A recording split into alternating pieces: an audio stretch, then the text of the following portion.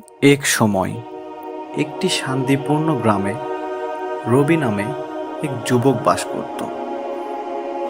রবি তার উদারতা এবং অন্যদের সাহায্য করার ইচ্ছার জন্য পরিচিত ছিল।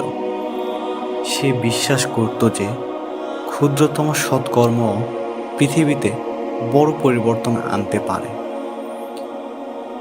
এক রৌদ্রোজ্জ্বল সকালে রবি লক্ষ্য করল একটি ছোট পাখি ডানা ভেঙে মাটিতে অসহায়ভাবে শুয়ে আছে। সে পাখির পাশে ছুটে গিয়ে আস্তে করে তুলে নিল। রবি বুঝতে পেরেছিল যে পাখিটির যত্ন নেওয়া দরকার। তাই সে একটি ছোট্ট বাসা তৈরি করল এবং পাখিটিকে ভিতরে রেখে দিল। রবি এটিকে খাওয়ায় এবং পানীয় পান করায়। রবি আশা করেছিল যে এটি নিরাময় হবে এবং আবার উড়বে। দিনগুলি সপ্তাহে পরিণত হয়েছিল এবং পাখির ডানা ধীরে ধীরে মেরামত হতে লাগলো।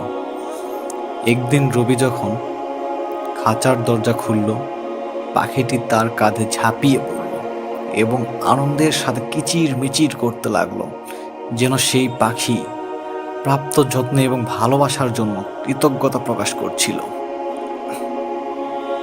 রবি তার হৃদয়ে হঠাৎ উষ্ণতা অনুভব করল।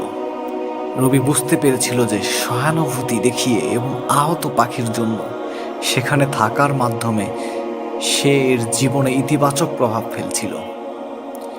এই অভিজ্ঞতার দ্বারা অনুপ্রাণিত হয়ে রবি অভাবগ্রস্ত প্রাণীদের সাহায্য করতে থাকে।